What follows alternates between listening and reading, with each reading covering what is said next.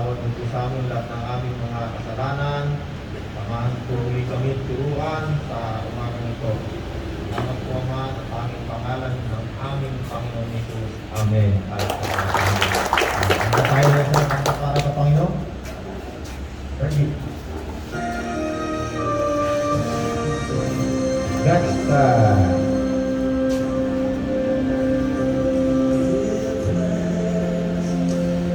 With a grateful heart, give thanks to the Holy One. Give thanks because He's given Jesus Christ, His Son. Give thanks with a grateful heart, give thanks to the Holy One. Give thanks because He's given Jesus Christ, His Son. And now let the weak say, I am strong. Let the poor say, I am rich because of what the Lord has done for us. And now let the weak say, I am strong. Let the poor say, I am rich because of what the Lord has done for us. Give thanks with a grateful heart.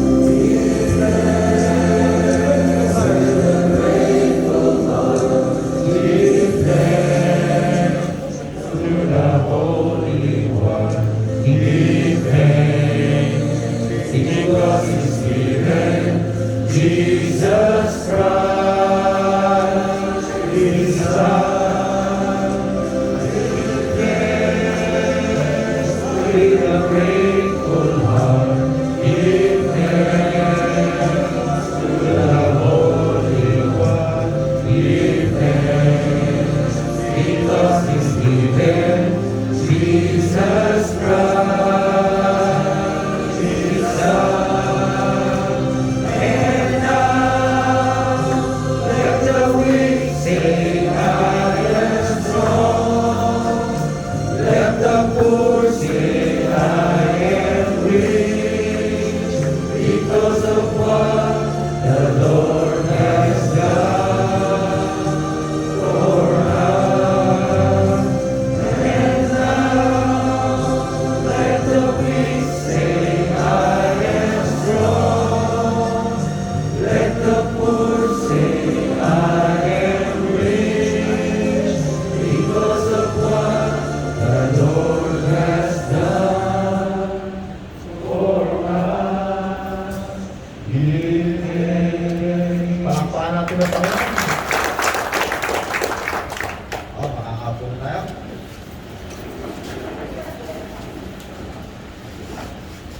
Hindi namin natatandaan sa ulit pinag-aralan natin ng aral linggo. Rod, ang verse. Meron. Basahin nga natin ang Ezekiel 33 verse 11. Ezekiel 33 verse 11. Page 855. Saan mo? Ulang tipat po. Saan mo? Lumang tipan. Ezekiel 33 verse 11. Sabihin mo, pinasasabi ko na ako si Yahweh, ang buhay na Diyos, ay hindi nasisiyahan na ang sino may mamatay sa kanyang kasamaan. Nais kong siya'y magbagong buhay. Sabihin mo nga, magbagong buhay sila sapagkat di sila dapat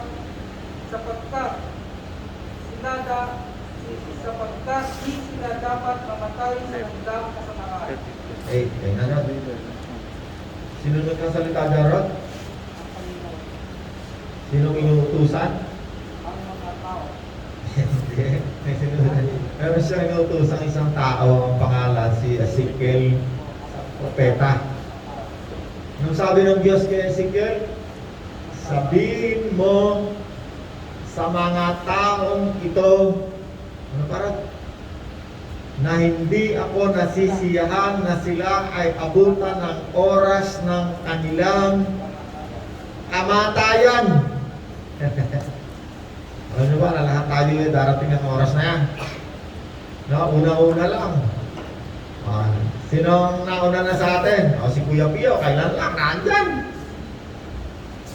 No, kailan lang nandyan si Kuya Pio, sabi ni Ed. Ngayon, wala na. Bakit? Dumating na yung oras na. At kapag dumating ang oras na yan, sabi ng Diyos, hindi ko gusto, hindi ko nais na isang tao ay abutin ng kaniyang oras ng kamatayan na siya ay hindi tumatalikod sa kanyang kasalanan. Tama na rata. Kaya tayo, meron tayong Bible study. Tingnan nyo, napakapalat ni Kuya Pio. Bakit? Abay, bago siya nagpunta sa Panginoon, bago siya inabutan ng kanyang oras, ako'y naniniwala na siya ay tumalikod sa kanyang mga kasalanan. At narinig niya ang mabuting balita ng kaligtasan. Sabi ng Diyos, hindi ako nasisiyahan na ang isang tao ay abutin ng kanyang oras ng kamatayan. Diyan, naniniwala ka, may oras ka? Ciao, brother. No? Lahat tayo ay darating ang oras. Tignan nyo, napakarami raw namamatay sa COVID. Buti na lang, wala pang may namatay na ba sa COVID, bro? Dito sa atin. Diba pa, ano? Pero may nagka-COVID na, ano? Sino sa inyo nagka-COVID na? Taas ang kamay. Ako pa lang. Pero hindi pag nagka-COVID kayo, huwag kayong matakot. Bakit? Kasi pag nagka-COVID ka, number one, diba sinasabi ng mga scientists, ang dugo mo, pinakamabisang dugo sa isang taong may COVID. Ang tawag doon, plasma. Dudunate mo yung dugo mo. Narinig nyo na yun. Narinig nyo na yun. No? Nung wala pang bakuna, yan ang gamot sa COVID. Yung dugo ng isang taong nagka-COVID, yun ang pinakamabisang gamot sa COVID. Pero ang gamot pala dugo ko. Pero hindi, meron tayong bakuna. Sino may bakuna na nasa kamay? Wala pa, ilan. Nagpa-register na ba kayo sa inyong mga barangay? Ha? Itaas yung kamay nang wala pang bakuna. Ito po kasami. Pero ano balita doon sa pinaregister natin sa akin? May confirmation po sila noong Thursday na ngayon daw pong araw. Kaya lang hindi po nila ilang pa kung ilan yung iaalam para sa atin. Saan po ba? Sa ano po, sa Primark dito, sa tapat sa may McDonald's po. Ora. Wala ko naman po, kino-coordinate ko lang po ni Abel. Ganito ha. Lahat ng munisipyo, meron yung bakuna. Lahat ng munisipyo, nag-encourage yan na magpabakuna ang mga tao. Wala namang bayad yan eh. Kahit sa barangay. Kahit sa barangay pala. Yung atin dyan sa Nobileta, walang kasiguran yan. Hindi natin alam kung yan matutuloy, kaya yan. Pero pinakamabisa, lahat kayo, kung saan kayo nakatira, magparehistro kayo sa barangay na gusto ninyo magpabakuna. Nang sa ganon, tatawagan kayo. Ako, nagparehistro ako dito, nagparehistro ako doon sa Kawit, para kung saan mauna, dito na ako pupunta. Pero may mas nauna, papakuna na ako. Sa General Trias pa nga, papakuna. Gusto kong bumili, wala naman mabilan. No, bawal pa magbenta. Sino sa inyo gusto magpapakuna? Yung gusto, yung ayaw. No? Kasi ang bakuna, hindi yan pinipilit. Meron kayong karapatan na tumanggi. Pero mas mainam siguro magpapakuna tayo lahat. Kasi yan ay nagdadagdag ng proteksyon sa atin. Although hindi yan ang tinuturing nating proteksyon, kundi ang Diyos ang nagpoprotekta. Bakit? Kung wala ang Diyos, di sana nagka-COVID na tayo. Ngayon lang naman tayo nagkaroon ng bakuna. Ako nga, nang nakarang linggo lang ako nakapabakuna. At kahit tayo magka-COVID, huwag kayo matakot. Sabihin nyo sa amin, tulungan namin kayo nilog ng pagkain. Pag nagka-COVID kayo. Meron tayong binibigay. Binibigay natin yan sa mga may sakit, may COVID, may ganito. Meron kayong kilala, may COVID. Sabihin nyo sa atin. Diyan natin dadalahin yung binibigay natin. Huwag nyo naisip kayo puntahan ng binibigay natin na yan. Kapag pumunta sa inyo yung pera na binibigay natin dyan, ibig sabihin kayo ay kawawa. Dapat kayong tulungan. Pag kayo nagbibigay, sabi ng Diyos, mapalad kayo dahil ikaw ay nagbibigay. Ibig sabihin wala kang sakit. Wala kang dilubyo. No? Binibigyan natin yan yung mga taong hindi makalabas ng ospital, nadali ng ganito, naputol ang paa, may mga karamdaman at kailangan ng tulong ng kapwa. Diyan natin dinadala yan. Kaya huwag nyo naisa na kayo tulungan ng kapwa nyo. Makalat tayo, wala tayong sakit. Niwala kayo, mabuti ang Diyos sa atin. Kaya kahit man lang konting sandali, umang-awit tayo ng pasasalamat sa Diyos. No? Bakit? Kasi yan ang oras para tayo magpasalamat sa Diyos. Yan ang oras na hinihintay ng Diyos para ibalik natin sa Kanya ang pagsamba. Alam mo yung pasasalamat sa Diyos? Pagsamba yun sa Diyos. Yung may kakainin ka, sabi mo, Panginoon, salamat. Tingnan mo, maya-maya may darating uli sa'yo galing sa Diyos. Palaki ng palaki. Totoo yan. Ang Panginoon nga, bago siya magpakain, pasalamat muna sa Diyos. Lahat ng tao, 5,000, pinakain niya. Bakit? Pag ikaw nagpasalamat, mamumultiply yung bagay na meron ka. Isubukan nyo, magmula ngayon. Sabi ni Carola, pagka meron daw galing sa Diyos, ipagpasalamat, subukan mo. Kaya kung nga, tingnan mo lahat ng bagay meron ako. Bakit? Kita ninyo, pagka meron akong bagay, niyayakit mo pa kayo. Hindi kayo, magpapasalamat tayo sa Diyos. Papanalangin natin doon sa truck na to. Truck yun, pero hindi lang truck. Pagising ko sa umaga, may hininga ako. Panginoon, salamat. Buhay pa. Salamat, Panginoon, nakakalakad pa ang paa. Salamat, Panginoon, malinaw pa mata. Bakit ko sinasabi sa iyo? Kapagkat tinuturuan ko kayong sumamba sa Diyos, magpasalamat. Bakit? Upang pagpalain ka rin ng Diyos katulad ko. Naku, kung ako makasarili, sabihin ko sa inyo, bahala kayo sa buhay nyo, basta matrabaho kayo, mamaya hapon, tapos ang usasan, bahala kayo sa inyong buhay. Pero bakit sinasabi ko sa inyo, tinan nyo, nagbabasa tayo Bible. Isang oras tayo nakaupo rito, tuwing umaga, nagbabasa tayo ng Bible. Wala namang bayad yan. Iba nga sa inyo, meron pa. Ang Diyos pa ay mabuti! Okay. Basahin natin ang ating Bible natin. Sana tayo ron ngayon sa bagong tipan. Napakarami na natin na pag-aralan. Napag-aralan natin yung mga Hudyo, mga Hintil, mananampalatayang Hudyo, mananampalatayang Hintil.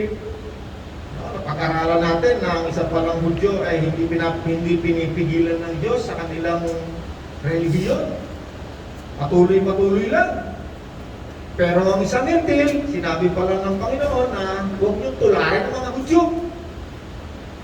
Yan ang malaking problema na hindi naunawaan ngayon ng marami. Pinaghalo-halo nila yung Bible.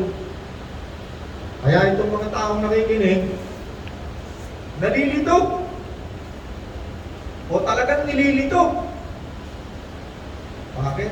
Kasi yung pamamaraan ng pagsamba ng mga Hudyo, pinipilit nilang tayo mga Hintil daw tumulad sa kanila.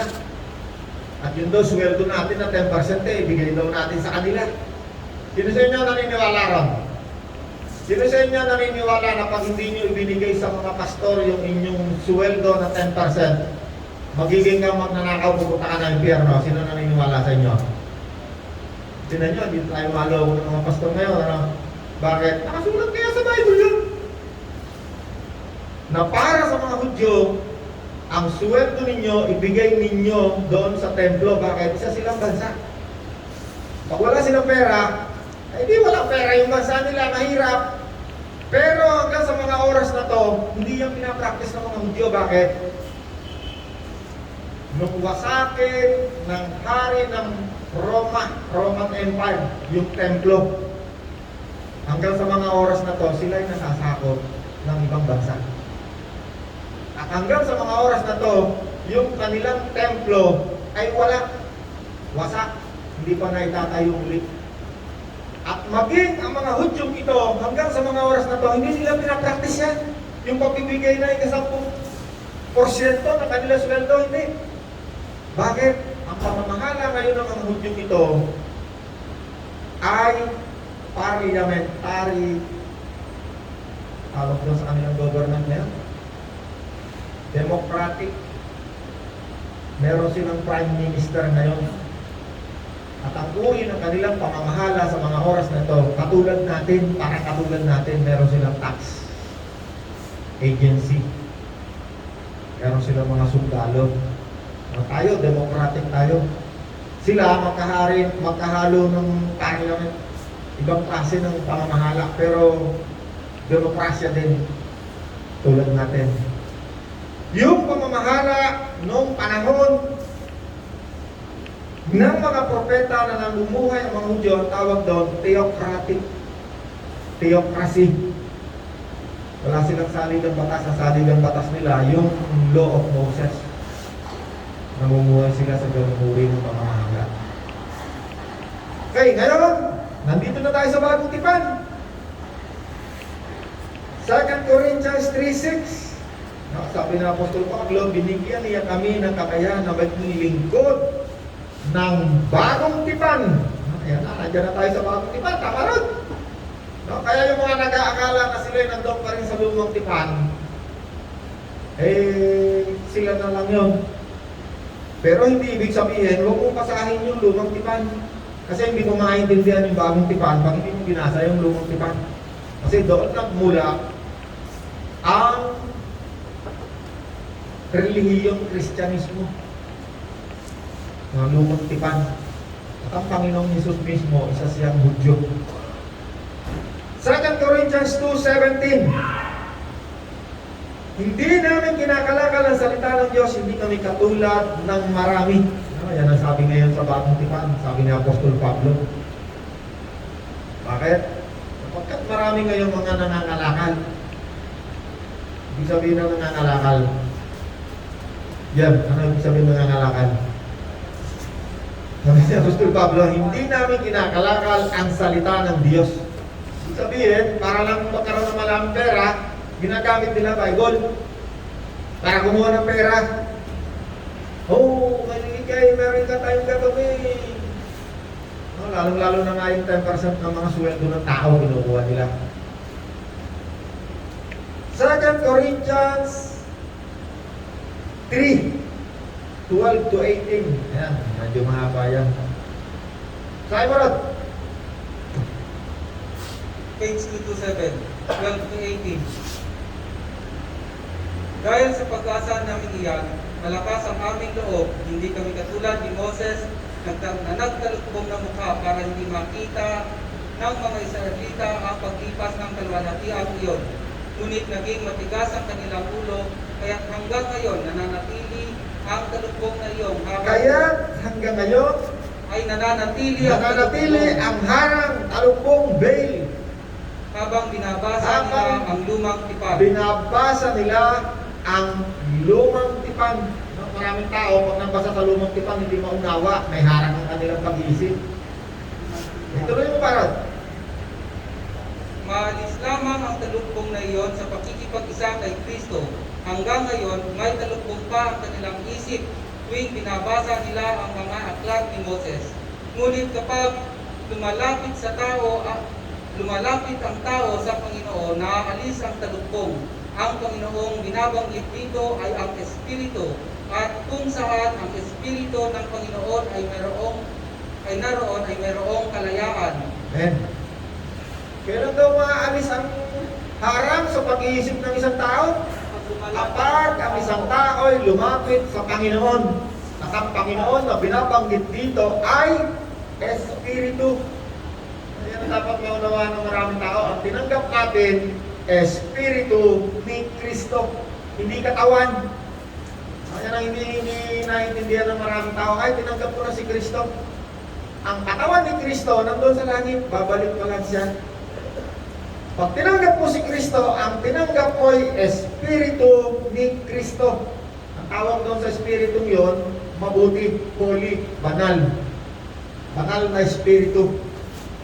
At ngayon na tinanggap mo ang Espiritu ni Kristo na holy at banal, ano ngayon ang mangyayari sa iyo?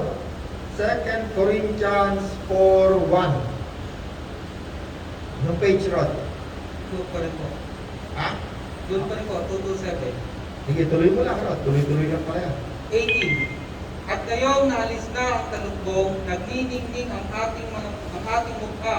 Sa ating mga mukha ang kaluwalhatian ng Panginoon. At ang kaluwalhatian iyan na nagmumula sa Panginoon na siyang Espiritu ang siyang magbabago sa atin mula sa isang antas ng kaluwalhatian habang tayo'y maging kalarawan niya.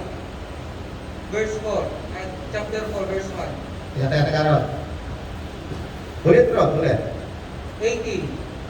At ngayong naalis na ang talukbong, nagniningning sa ating mga mukha ang kaluwalhatian ng Panginoon. At ngayon, na naalis na ang talukbong sa ating pag-iisip, ay nagniningning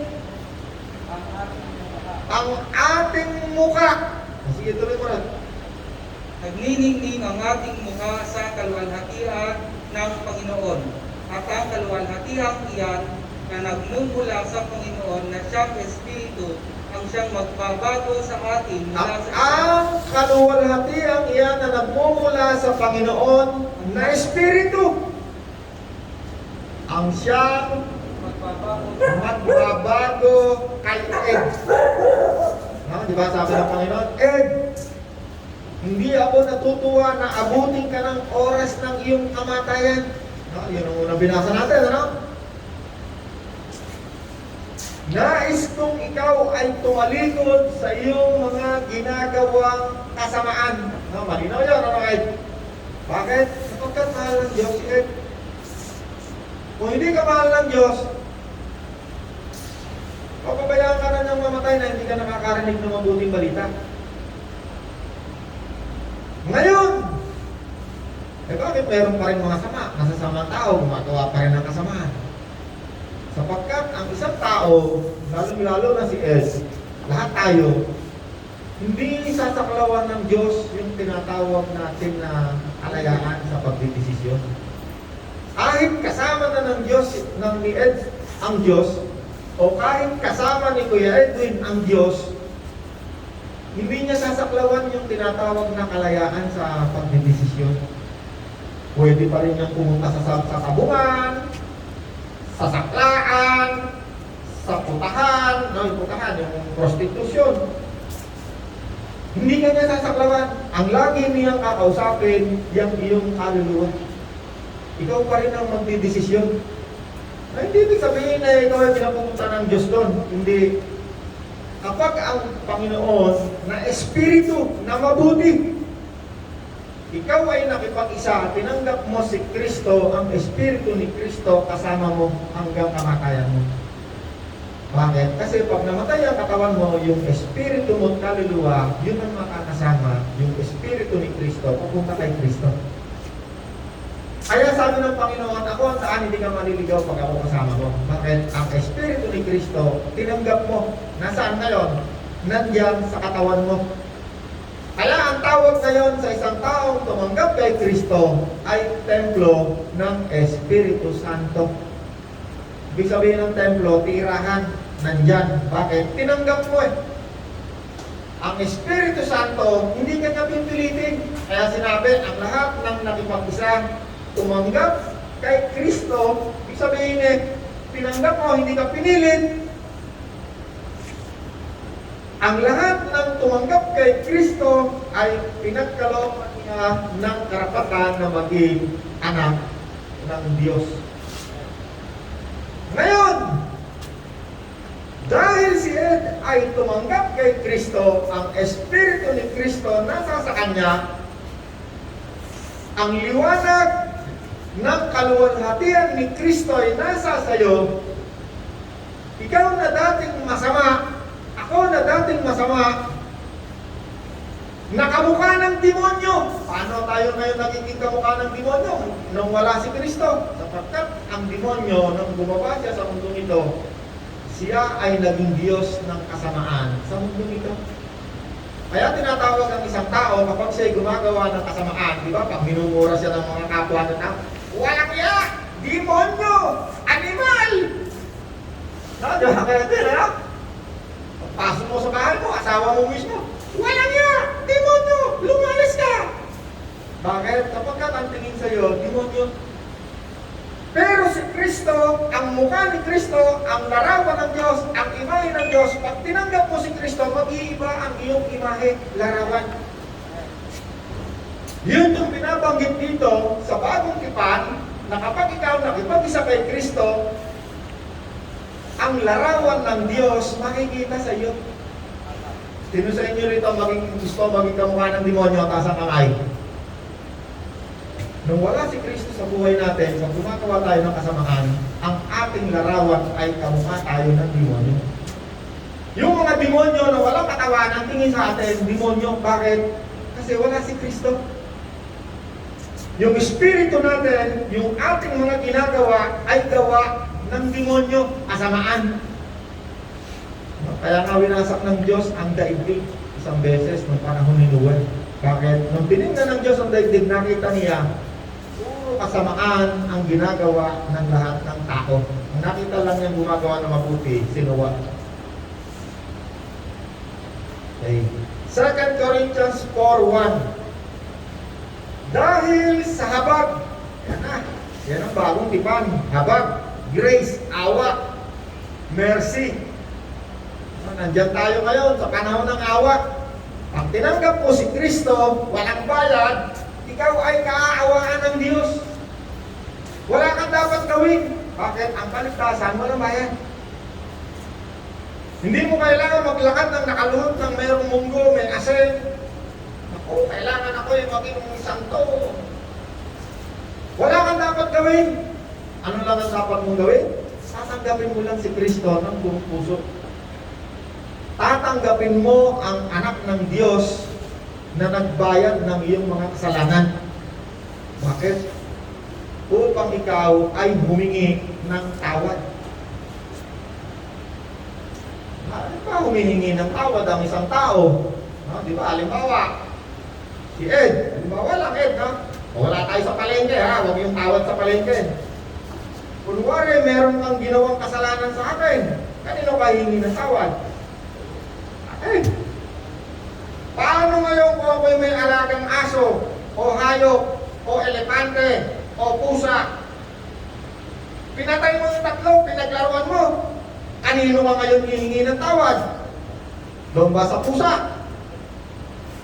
Sa may-ari? Alam niyo ba ang ginagawa natin? Every time ikaw ay gagawa ng kasamaan, ang ginagawa mo ng kasamaan ay mga nilalang pag-aari ng Diyos. Kaya pag tinanggap mo si Kristo, ang requirement, kailangan hihingi ka ng tawad sa iyong ginawang kasamaan. Anong ibig sabihin ng hihingi ng tawad? Luluhod? Iiyak? Hindi yun! Yun eh, paano lang yun? Yun eh... Ano to? Yun ay, kapag ikaw ay humingi ng tawad, ang ibig sabihin, hindi mo na muling gagawin. Yun ang ibig sabihin ng paghingi ng tawad. Yung pag-iyak, yung pagluhod, manifestation lang yon ng isang tao humihingi ng tawad. Pero hindi lahat ng lumulod, umiiyak ay talagang humihingi ng tawad. Maaring kaya lang siya humingi ng tawad, nahuli siya. Alam natin lahat yan. Dahil patawarin mo na ako, hindi na ako humuli. Pero pagtalikod ng asawa na, ang tunay na paghingi ng tawad, ito'y pagpapasya. Ito'y desisyon na hindi sinasaklawan ng Diyos. Makita ninyo, hindi nyo pa tinatanggap si Kristo, ha? Pero ang requirement sa pagtanggap kay Kristo, paghingi ng tawad. Kasi si Kristo, nung siya'y bumaba sa loob ng 3 taon, yan ang sinisigaw ni Kristo. Magsisi kayo sa inyong mga kasalanan. Humingi kayo ng tawad sa Diyos. 3 taon yan. Ang Panginoong Hesus, hindi sa Katolik, kasi talino ng mga pastor ngayon na mayroong Greek, may Hebrew, may kung ano-anong. Pero yung Latin, ayaw nilang gamitin. Nakalabang kasi ng mga pastor yan salitang Latin. Gawa ng Katoliko. Iwanan natin muna yun. Kapag si Kristo ginawa mong Panginoon, at ikaw ay humingi ng tawad, alam mo bibigay sa iyo ni Kristo? Habang aawaan ka. Kapag naawa, ikaw ay patatawarin. At hindi lahat ng kung humihingi ng tawad kay Kristo, pinapatawad. Pero wala, sabay tinuturo mo na yan. Marami kayang humingi sa akin ng tawad. Pero wala, patawarin mo ako, hindi na ako may huli. Pero wala. Paano hindi hihingi ng tawad? Eh, makugulong na. Tagdaw na yung kaso sa hukuman.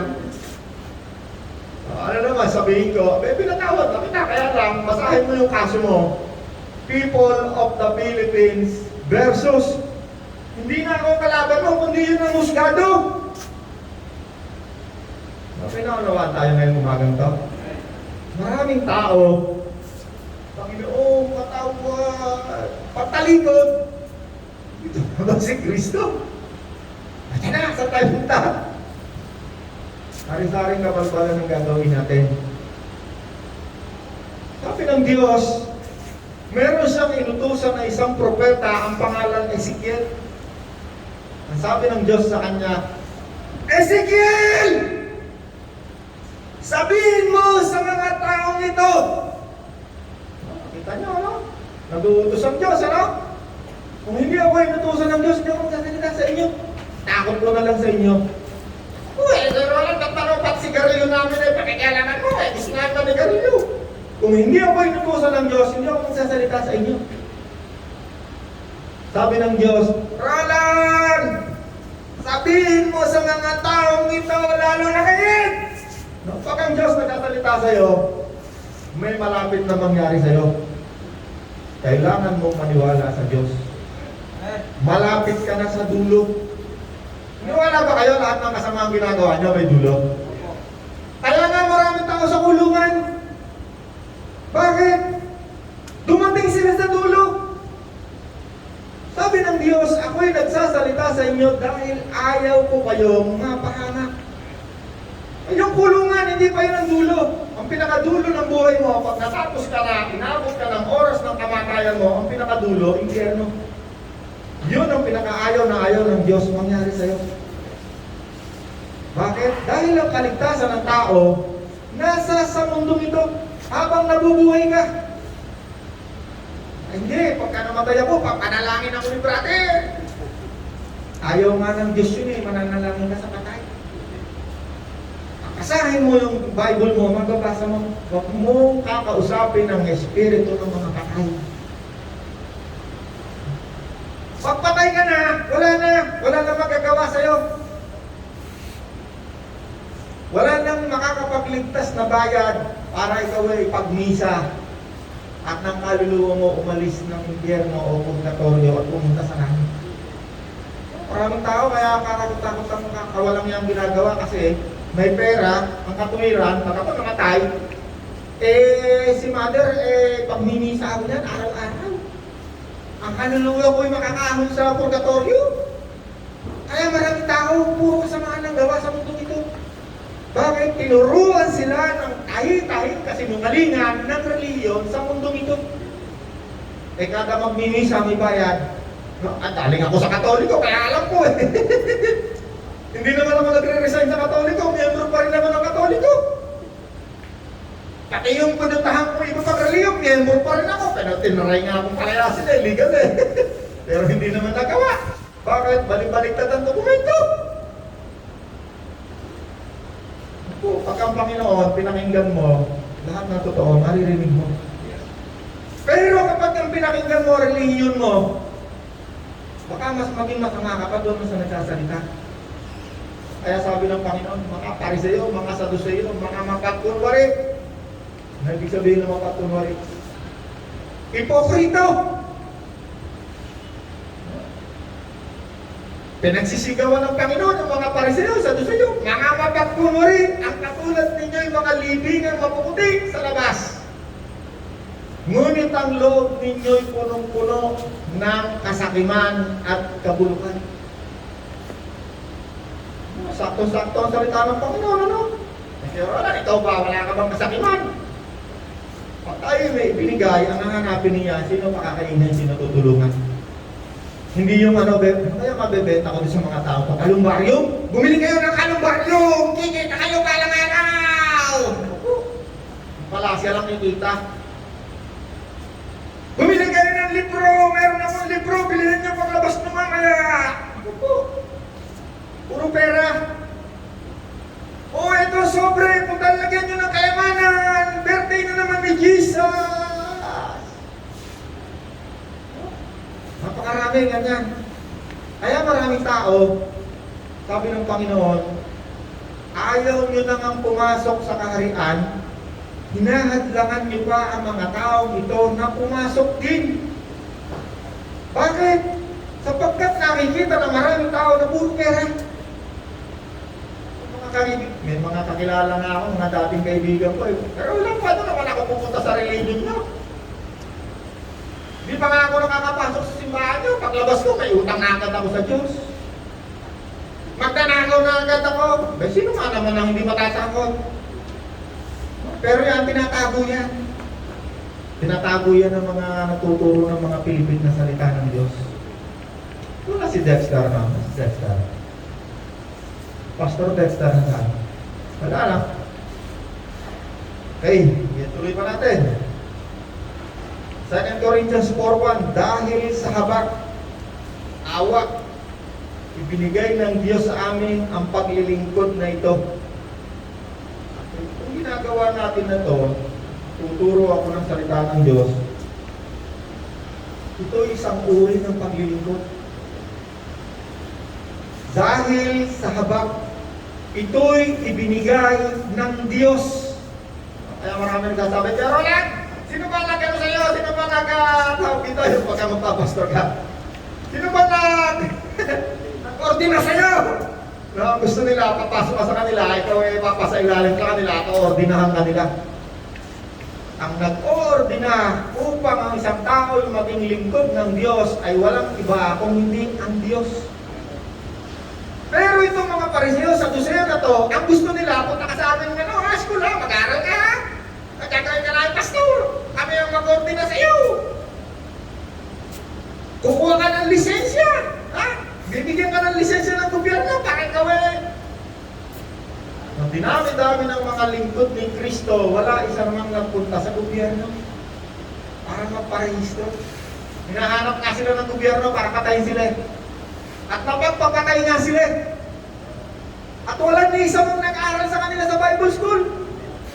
Nakatulad ngayon na sinasabi nitong si Samuel, ako, pag hindi ka nag-aaral sa aming eskwelahan, ikaw ay kabuti.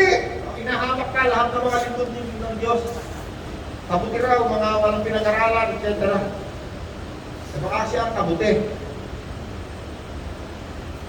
Tuturuan tayo ng pakilikom ng pambili ng ano-ano, pati kanyang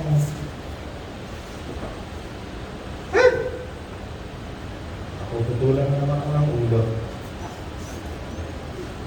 Sabi ng Diyos, kapag totoo ang sasabihin mo, huwag kang matakot.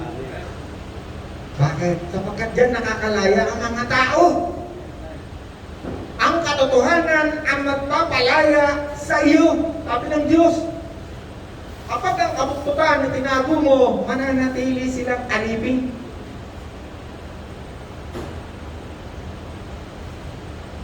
Second Corinthians 4:1, dahil sa habag, ibinigay ng Diyos sa amin ang paglilingkod na ito. Sino ang nagbigay ng karapatan na maglingkod? Ang Diyos!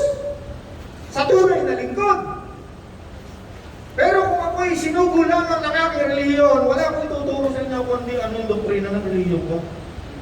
Bakit? Pag sumubay ako, tanggal ang sweldo ko. Kaya maraming pastor, nag-aral sa kung saan sa eskwelahan, wala yung ituturo kundi yung doktrina ng simbahan nila. Pati ang ikapuna yan, kahit tayo nilang ituro yan, tuturo nila yan. Bakit? Takot yan. Takot sa tao. Takot siyang magsabi ng totoo, kaya pinipilipit niya, napipilitan siya magsinungaling kahit alam niyang hindi yung totoo. Pero alam, bakit mo alam? Dami ko kayang kausap na pastor. Alam kaya kung anong totoo, pero hindi niyo na maituro yung totoo. Bakit? Sa takot sa mga tao. Dami ko kayang mga kakilala mga pastor. Pero alam, totoo yung sinasabi mo sa ano? Sa tinuturo mo, totoo yan. Sa kakahudyo lang yung mga ano, mga ikaw po, mga. Uy, bakit di mo ituro? Gusto mo bang ako'y...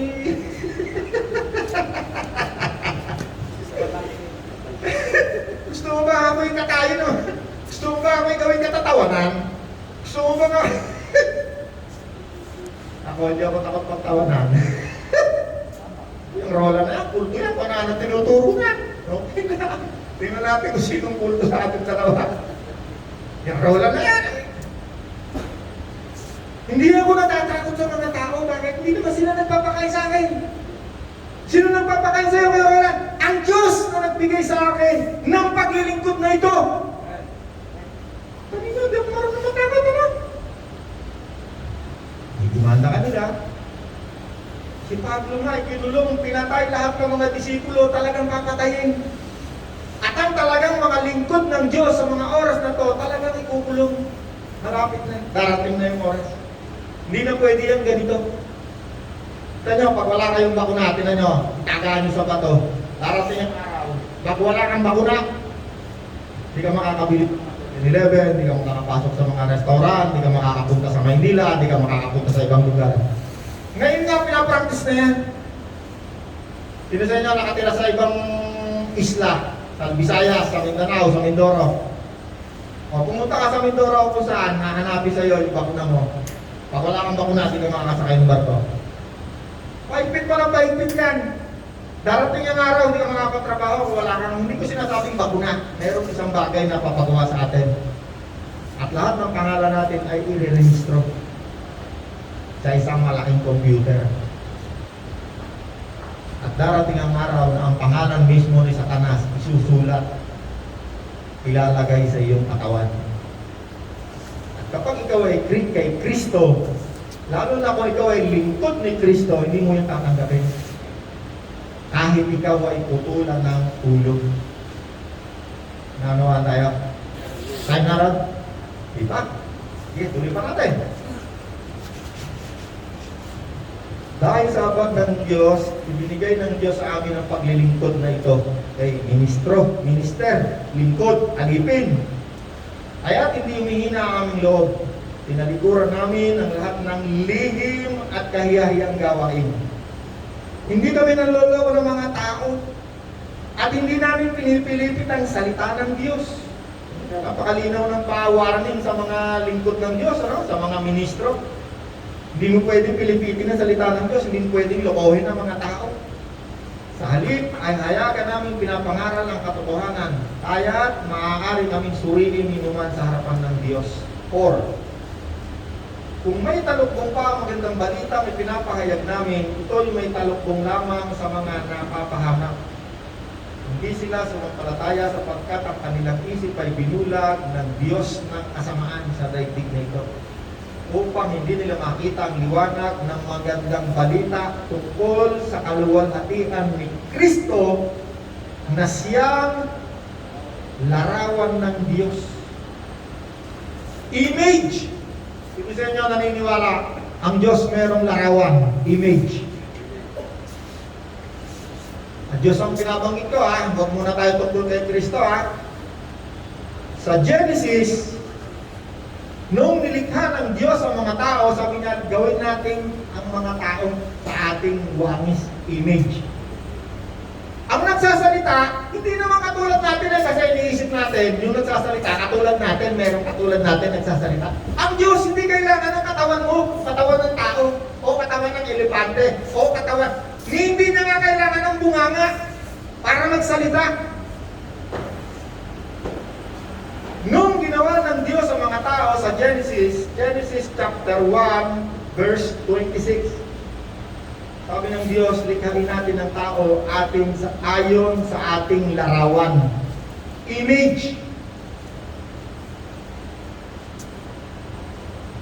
Kung babasahin nyo ang John chapter 1, at ang Diyos ay nagkatawang tao.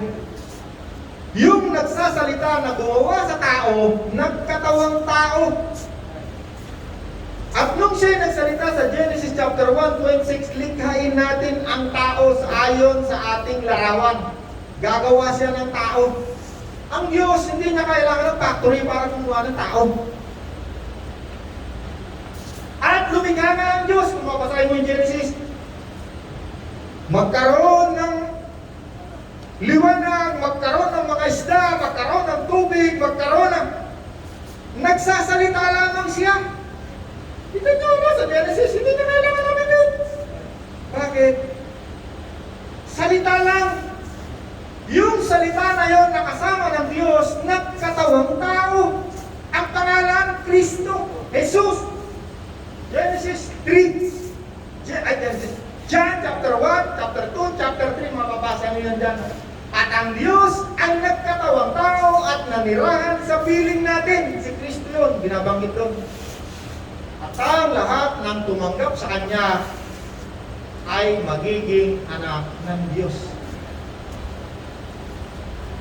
Sabi ko sa John, naparito siya, ngunit hindi siya nakilala. Naparito siya sa kanyang bayan, ngunit hindi siya tinanggap ng kanyang mga kababayan. Naparito siya sa kanyang mga nilikha, ngunit hindi siya nakilala ng kanyang mga nilikha.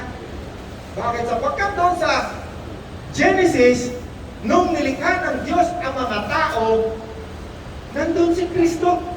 Siya yung salita na lumilikha. Kaya sinasabi, likhain natin, magkaroon ng tubig, magkaroon ng liwanag, magkaroon ng mga ayaw, magkaroon. Si Jesus ang nagsasalita. Yun ang pagkakaiba ng Panginoong Jesus at ng Diyos. Maraming tao, litong-lito. Isa lang sila, dalawa sila, tatlo sila. Tayo ay nabubuhay dahil kay Kristo. Sino naman yung Diyos? Saan ba yung verse ko na?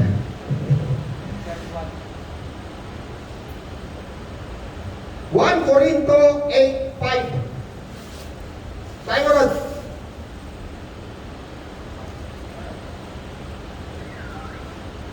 Corinthians 8:5. Masarap. Kahit na may tinatawag na mga Diyos sa langit at sa lupa, at ang mga tinatawag na mga Diyos at mga Panginoon ay marami. Subalit para sa atin ay iisa lamang ang Diyos. Hold. Tandaan lang. Tandaan. Subalit para sa atin, iisa lamang ang Diyos. Tinig tayo mabuti para hindi tayo nalilito. Sino yung Diyos? Sino yung Panginoon? Subalit para sa atin, iisa lamang ang Diyos, ang Ama na lumikha ng lahat ng bagay. At tayo ay nabubuhay para sa Kanya. Iisa lamang ang Panginoon, si Jesucristo. At sa pamamagitan niya ay nilikha ang lahat ng bagay. At sa pamamagitan din niya ay tayo'y nabubuhay. Kita niyo, nagkaroon ng definisyon. Marami tao, lito-lito dyan. Naku, ang Panginoon, ang Diyos, iisa lang yan. Naku, meron tatlo. Ang Diyos, ang Ama, ang Anak. Sino ang Panginoon? Sabi dito, ulit ulit Subalit para sa atin ay iisa lamang ang Diyos. Sino yun? Ang Ama na lumikha ng lahat ng bagay. Doon tayo sa Genesis, ang Ama na lumikha ng lahat ng bagay. Saan mapapasok doon si Kristo, ang Panginoon?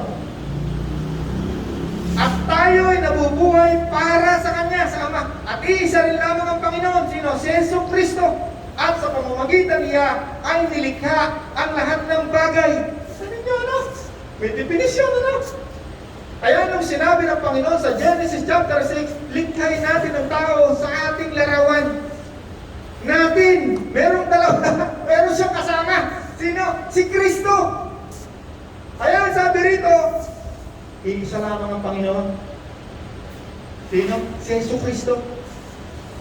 Na sa pamamagitan niya ay nilikha ang lahat ng bagay. Bakit sa pamamagitan niya? Sapagkat siya yung salita na lumilikha. na nagkatawang tao doon sa John chapter 1, chapter 2, chapter 3. Pero lang paano mo nalalaman yan? Turo ni Kristo. Para hindi ka malito. Bakit? Kapag ang isang tao tumanggap kay Kristo at nakinig kay Kristo sa Espiritu ni Kristo, sabi ng Panginoon, walang dakilang guro na iiwanan ko sa inyo, kundi ang Espiritu Santo, si Kristo mismo. Ito niyo, no? Makikilala niyo si Kristo, makikilala rin natin ang Diyos. Natawa kayo?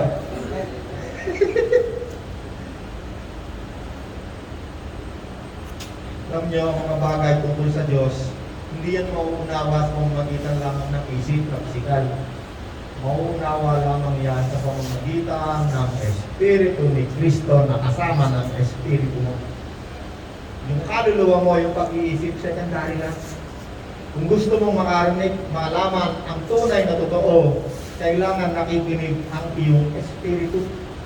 Bakit? Sapagkat ang Espiritu ng tao na kasama ng Espiritu ni Kristo, yan ang tunay na guro, yan ang magtuturo sa iyong isipan ng isip, kaluluwa. Kaya sinabi ni Apostol Pablo, ang isang taong mayroong Espiritu ni Kristo, hindi siya mauunawa ng mga tao, wala noon. Kaya kapag ang isang taong may Espiritu ni Kristo na tuturo, hindi yan maunawaan ng mga nag-aaral sa Bible School. Para sa kanila, ang sinasabi ni puro kahangalan, puro kalikuan. Bakit? Kapagkat ang kanilang inaral, ay aral ng tinuro ng mga tao. Yung tinatawag na karunungan, may mga tinatawag sa Bible, karunungan, wisdom. Hindi nila alam, meron niya tatlong pinanggagalingan. Karunungan, galing sa demonyo, sabi ng Diyos, pag ang karunungan nasa sa iyo, makasarili. Ibig sabihin, gusto mo, ikaw ay makakaroon, makasarili. One-sided. Ayan ang mga pastor na natuturo, bigay niyo ang pera niyo. Sino ba kikinabas na? Sabi ng Diyos, kapag ang karunungan na nasa sa iyo ay makasarili, huwag mo yan ipagmalaki, galing yan sa demonyo. Hanapin mo yung verse, brother. Ang tunay na karunungan, sabi ni Apostol, sabi ni Job 28, basahin nyo.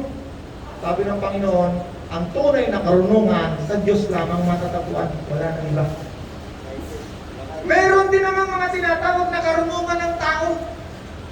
Yung mga nag-aaral ng doktor, nag-aaral ng abogado, nag-aaral ng inhinyero, karunungan ng tao tawag yan.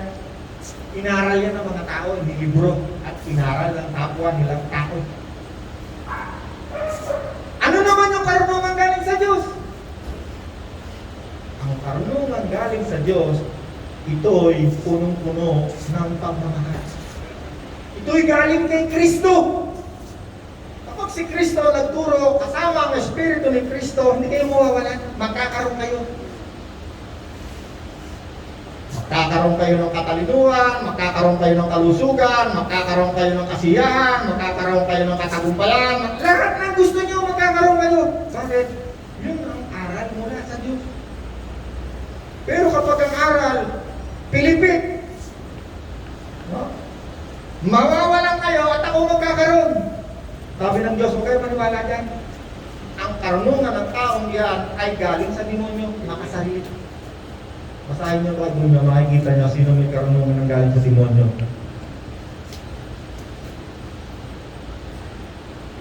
Or, sana ba ako? 1 Corinto 1:4. Sabi ni Apostol Pablo, lagi akong nagpapasalamat sa Diyos dahil sa mga pagpapala na ibinigay niya sa inyo sa pamamagitan ni Kristo Jesus. Ang galing ang pagpapala. Galing kay Kristo. Kaya kapag ang tao, tinatakot ako, yung matatakot sa'yo, bakit? Di naman ikaw nagbibigay ng pagpapala ko eh. Ng pagkain ko. Sino nagbibigay sa'yo? Kay Roland. Ayun, sinabi ng Bible. Galing kay Kristo.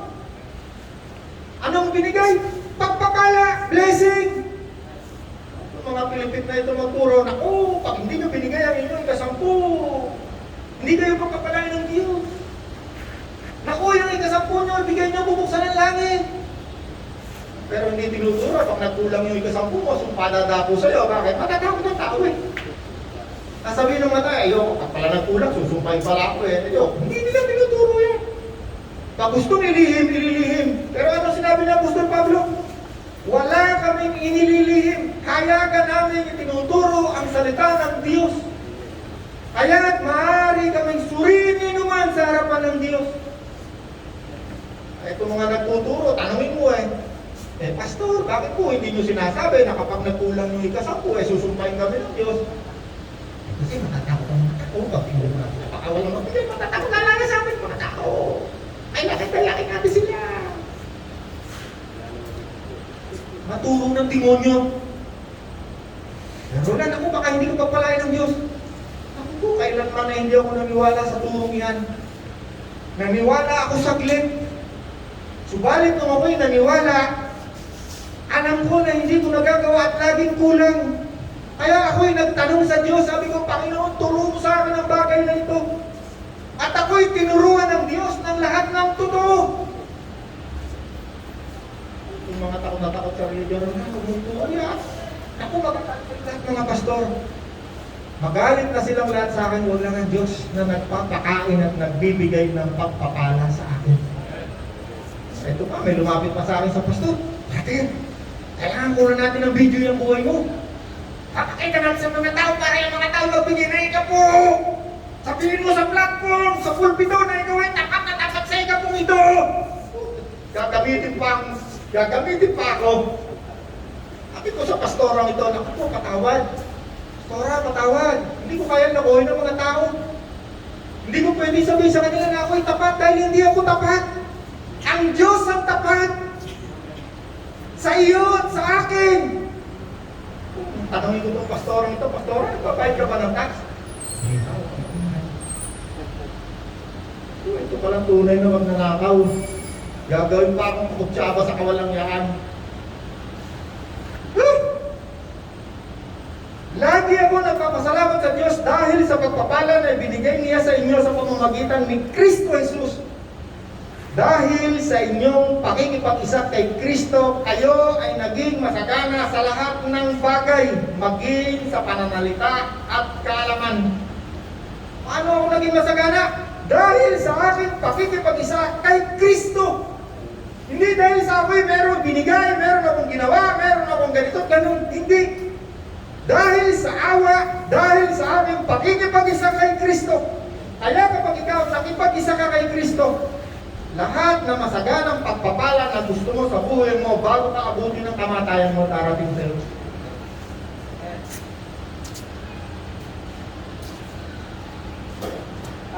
Dahil sa inyong pakikipag-isa kay Kristo, kayo'y naging masagana sa lahat ng bagay.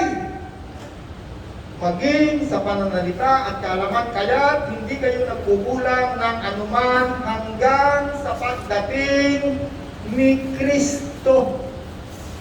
Ako, alam mo brother, kaya ako'y masagana, ako'y tapat na tapat sa ikapo. Ako po, basahin mo mga Bible kung paano ka naging masagana. Bakit yung sinasabi nilang tapat sila sa ikapo? Naghihirap, hindi lang naman lahat. Pili lang yan ang isa. Ako to si brother to. Ikaw ay napaka, Talaga, magsalita ka dito, sabihin mo, tapat ka sa ikapo, para yung mga tao yan sabihin mo, ganito, hindi sila to tapat. Sari-saring circus ang ginagawa ng mga pastor na ito sa mundong ito. Sari-saring palabas. Sari-saring kaipokrituhan. Pero sila mismo, tanongin mo, ikaw ba'y nag-iikapo? Meron isang pastor, nagbenta ng bahay, kalaki-laki. 70 million yata. Nagkaroon ng pandemic. Sabi ng pastor na ito, magsilayas muna kayo rito kasi wala tayong papasweldo. Isip-isip ko, paano? Nagbigay ka ba na ikapo? 80 million yung bahay mo, binenta mo, may ikapo ka dapat 8 million, isang taon ng sweldo dapat meron na, sa'yo pa lang. Kung totoo, na ikaw hindi nagbigay na ikapo niya. Exempted raw siya, pati sa tax, exempted raw siya, pati bansa natin ayaw pang bayaran ng tax. Sa 30 taon ng aming pagninegosyo, kailanman hindi ko ninasang nakawin ang taxes ko sa gobyerno. Nasaan yung ating mga accountant dyan? Babayad tayo buwan-buwan. More or less 1 million piso.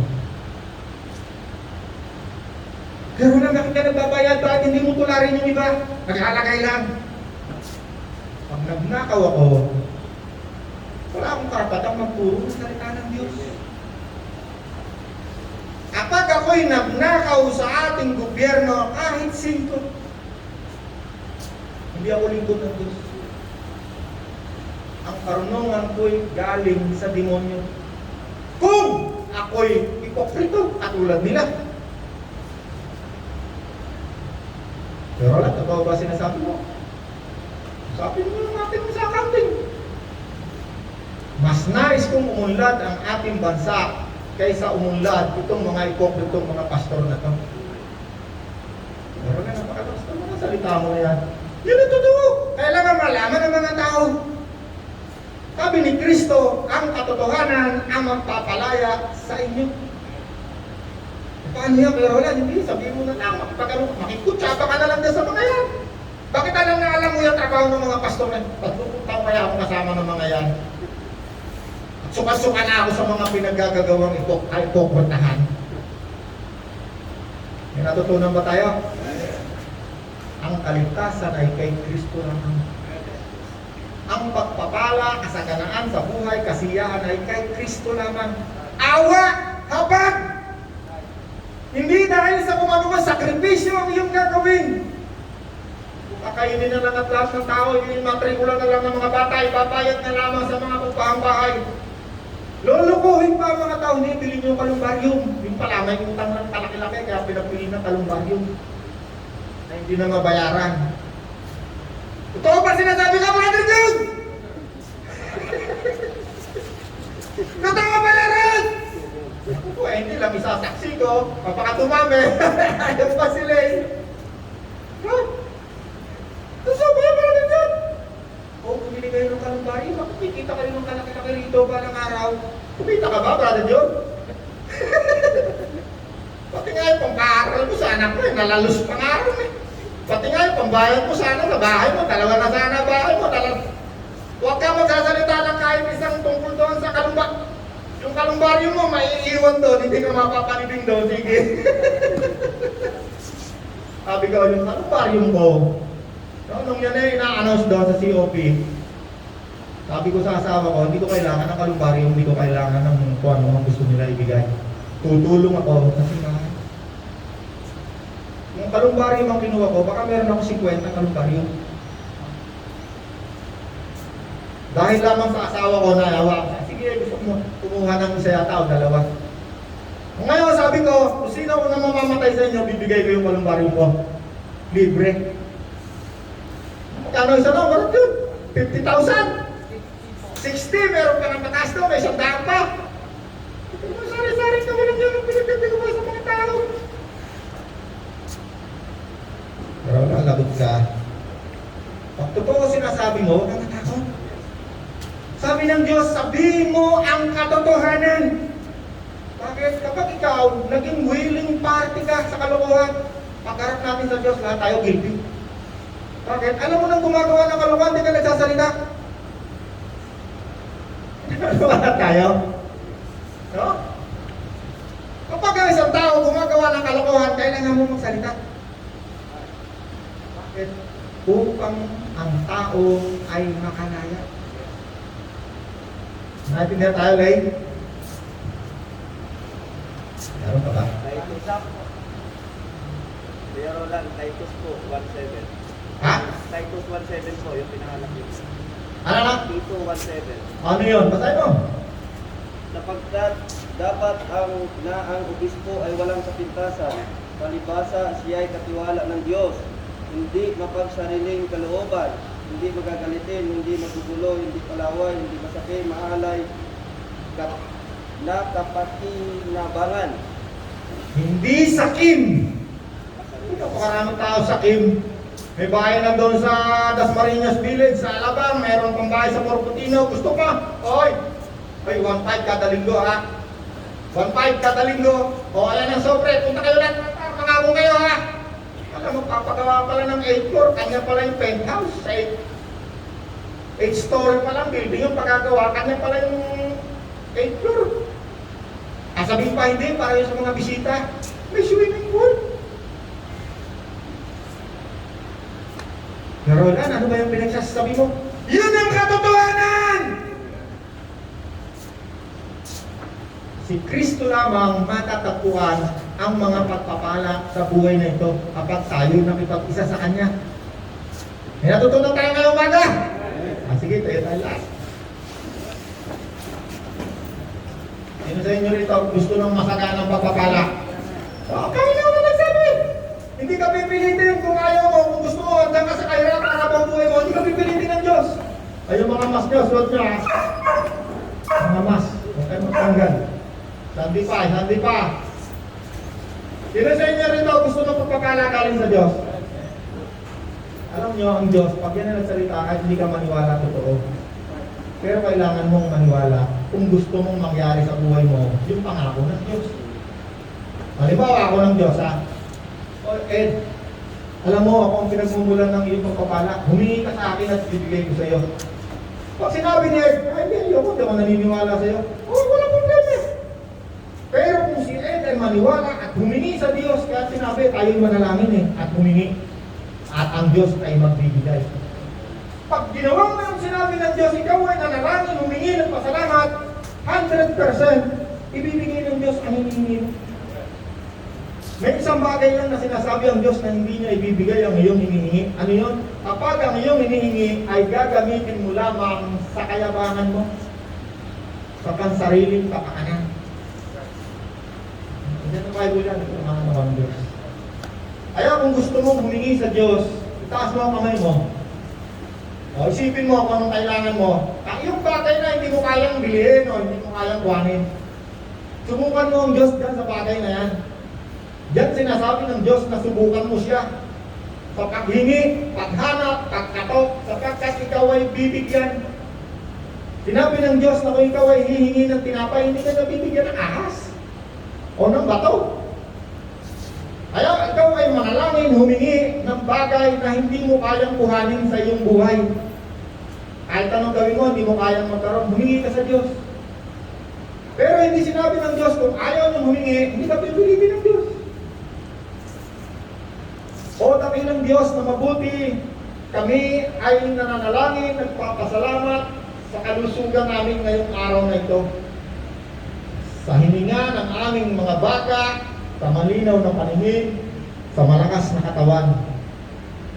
Panginoon, pakinggan mo po ang aming pasasalamat at pagdalangin. Salamat po, Ama, sapagkat tutugunin mo, Panginoon, ang lahat ng kagustuhan ng aming mga puso. Salamat po, Ama, sa pangalan ng Panginoong Hesus. Amen. Panginoon natin.